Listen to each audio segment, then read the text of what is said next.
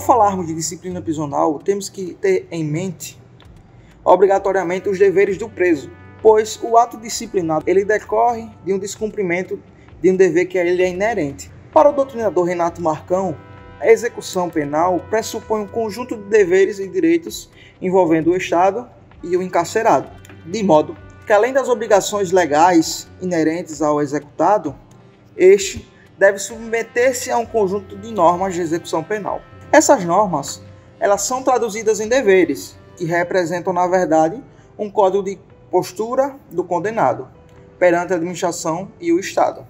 Ao ser realizada a prisão, seja ela provisória ou definitiva, o encarcerado em questão deve ser cientificado das normas disciplinares do estabelecimento prisional, para que em um momento posterior, caso haja o descumprimento das normas que são inerentes a ele, este não alegue que não as conhece. A lei de execução penal está submetida aos ditames do princípio da reserva legal e também da anterioridade da norma.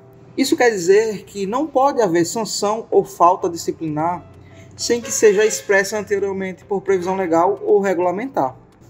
Faz-se importante ressaltar também que são vedadas sanções que possam colocar em perigo a integridade física e moral do condenado, como, por exemplo, o emprego de cela escura e as sanções coletivas. No cumprimento da pena privativa de liberdade, o poder disciplinar ele é conferido à autoridade administrativa do diretor do estabelecimento penal, não podendo ser delegada essa tal atribuição. Já em se tratando de penas restritivas de direito, o poder disciplinar ele será exercido pela autoridade administrativa e a que estiver sujeito o condenado. Outro aspecto importante a ser comentado é a punição pelo cometimento de faltas leves e médias. Se resolve nos limites da administração carcerária, pois não há imposição legal alguma no sentido de que as sanções aplicadas, neste caso, sejam comunicadas ao juiz da execução para qualquer providência. Seguindo uma ordem de valoração, conforme a gravidade da conduta. As faltas disciplinares, elas qualificam-se em leves, como falado, médias e graves. Hoje eu venho aqui conversar com vocês sobre o regime disciplinar diferenciado, o RDD. Ele é uma modalidade especial de cumprimento de pena. Podemos dizer que é uma forma mais rigorosa para réus condenados em regime fechado ou semiaberto, ou até mesmo presos de forma provisória. Está previsto no artigo 52 da Lei de Execuções Penais. Há muitas críticas doutrinárias acerca de como o legislador transcreveu a letra da lei. Por exemplo, tanto Nusse como Marcão, em suas obras literárias, criticam como foi regulamentado de forma genérica, trazendo conceitos jurídicos indeterminados para que a lei pudesse ser aplicada. O artigo 52 da LEP prevê que, e é exatamente essas palavras em destaque como subversão da ordem ou disciplina interna que intriga a doutrina, porque eles afirmam que é um conceito indeterminado. E sendo conceito indeterminado, como seria a aplicação no dia a dia, por exemplo, de um diretor de um sistema prisional a comunicar a um juiz que este preso está com a personalidade, está com atitudes que causam subversão à ordem ou à disciplina interna. Inseridos nesse regime presos que recaiam algumas suspeitas fundadas em envolvimento, em participações, em organização criminosa, associação criminosa ou milícia privada. E aqui não necessariamente precisa ter a prática da falta grave. Máximo de 2 anos previsto no inciso 1 do artigo 52, ele pode ser prorrogado por igual período se o preso vier a cometer falta grave da mesma espécie. Já o parágrafo 2 do referido artigo, ele diz que esse prazo de 2 anos ele pode ser prorrogado de forma sucessiva por 1 ano nos casos em que o preso ele apresenta alto perigo à ordem e à segurança do estabelecimento penal ou à sociedade, ou se sobre eles recaem suspeitas fundadas de participação em organização criminosa, as facções, milícias privadas, e sobre elas desempenham algumas características do RDD são sua duração máxima de 2 anos. O preso ele tem que estar recolhido em uma cela individual, suas visitas são quinzenais e ocorre duas pessoas por vez, ele tem o direito à saída da cela para banho de sol por 2 horas, mas não pode haver nenhum contato neste meio termo com presos do mesmo grupo criminoso a qual ele pertença. Ele tem o direito de participar de audiências por videoconferências. As entrevistas são sempre monitoradas, né, exceto a do seu defensor constituído. As observações iniciais, cabe agora informar vocês como é feita essa inclusão no RDD. Essa inclusão é feita através de um requerimento fundamentado pelo diretor do sistema carcerário ou pelo secretário de Segurança Pública. Eles apresentam nos autos da execução este requerimento e o juiz, após ouvir o Ministério Público e o advogado de defesa, ele profere uma decisão.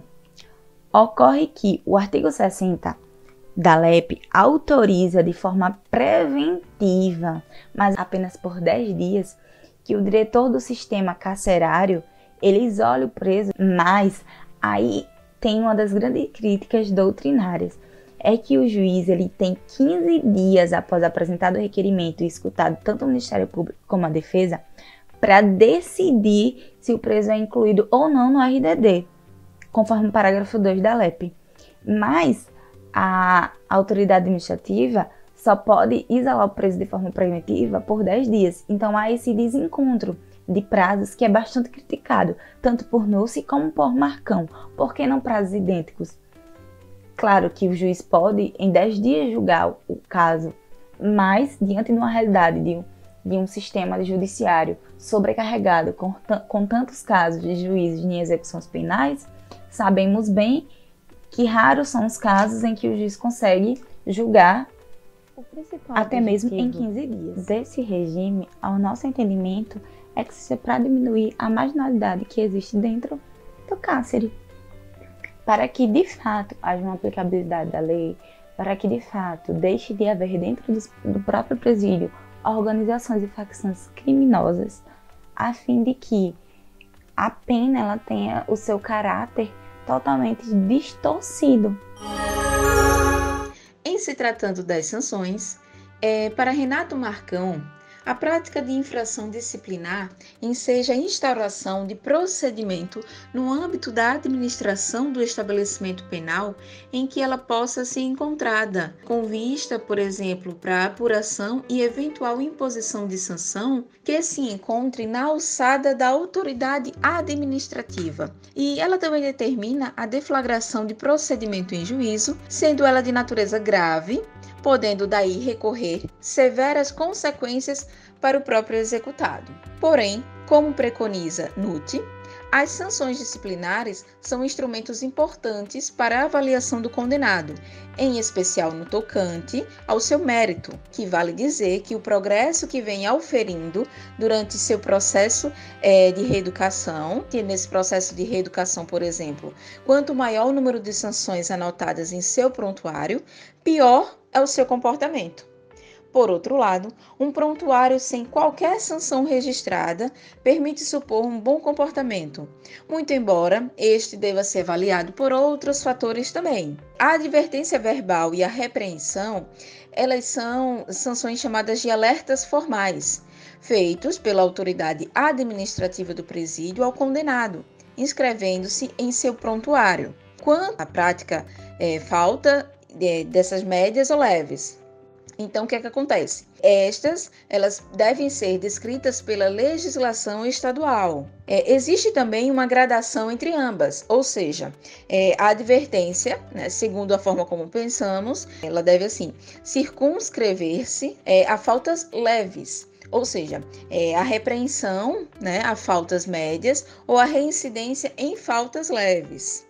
Já se a gente for observar, por exemplo, o que preconiza Alex Couto, ele consegue explanar de uma outra forma. né? Ele fala que, assim como as penas em geral, as sanções impostas ao preso não poderão possuir caráter desumano, de forma a deliberadamente lesionar ou colocar em risco a sua integridade física e moral. A legislação proíbe algumas práticas, como a colocação em cela escura, que sabidamente influencia negativamente na estrutura psicológica do recluso. Em relação à aplicação da sanção, é nada mais, né, do que a individualização da sanção disciplinar e é o princípio constitucional da individualização da pena, com reflexos para outros cenários, como a gente pode observar justamente pelo disposto, né, no artigo 57 da LEP, que é a Lei de Execução Penal, que fala da seguinte forma: na aplicação das sanções disciplinares, levar-se-ão em conta a natureza, os motivos, as circunstâncias e as consequências do fato, bem como a pessoa do faltoso e seu tempo de prisão. É bom lembrar também que o rol dessas sanções, ela sempre é taxativo, tá? Ela sempre, porque é não comportamentando ampliação em razão dos princípios da reserva legal e da anterioridade da lei. Já em relação às recompensas, se nas ações gestoantes, né, elas sofrem sanções disciplinares, o bom comportamento do preso, em contrapartida, tem a sua colaboração com a disciplina e sua dedicação, tá, ao trabalho.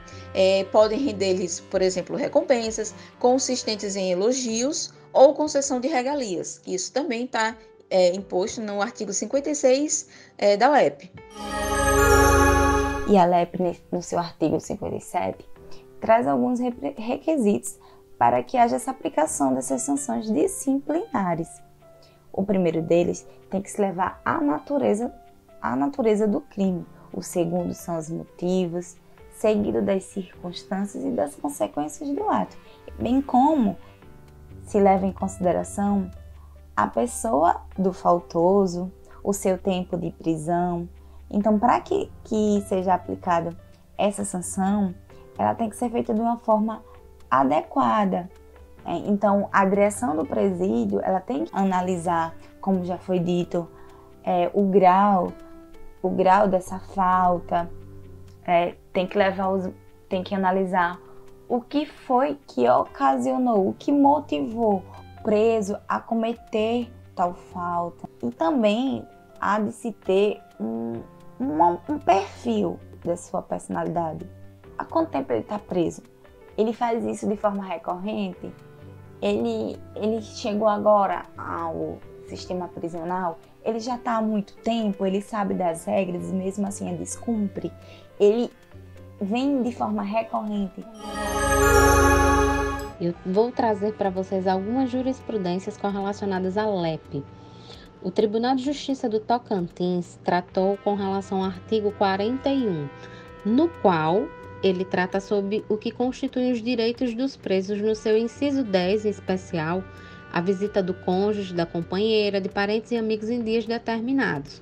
Qual foi o entendimento? Que visitas íntimas têm condão de preservação da unidade familiar, a qual, obviamente, é anterior ao processo de ingresso do reeducando no sistema prisional e que, de modo algum, tem o intuito de promover a recreação sexual ou afetiva do condenado. O Tribunal de Justiça do Mato Grosso do Sul trata a respeito do artigo 45, no qual são vedadas as sanções coletivas. Nos exemplifica nessa jurisprudência que, no caso de escavação de túnel, é impossível a aplicação da sanção coletiva, ou seja, quando não se pode apontar quem foi o agente envolvido no procedimento administrativo disciplinar instaurado, você não pode penalizar. Isso é um modo de respeitar o princípio da anterioridade da lei previsto no Código Penal em seu artigo 1º, no qual ele relata: não há crime sem lei anterior que o defina, não há pena sem prévia combinação legal. Esse recurso parte com o parecer que dá provimento, através da terceira Câmara Criminal, pelo relator Luiz Cláudio. O julgado traz discussões e relevantes questões concernentes à sanção aplicada de modo coletivo. O Tribunal de Justiça do Distrito Federal tem uma jurisprudência na qual ele trata a respeito do artigo 49. O artigo 49 diz: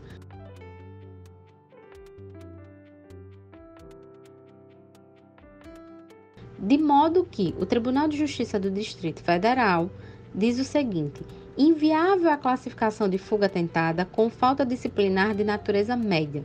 Portanto, nos termos do parágrafo único do artigo 49, pune-se a tentativa com a sanção correspondente à falta consumada. Foi um recurso de agravo conhecido e não provido, cujo relator foi Jesuíno Risato.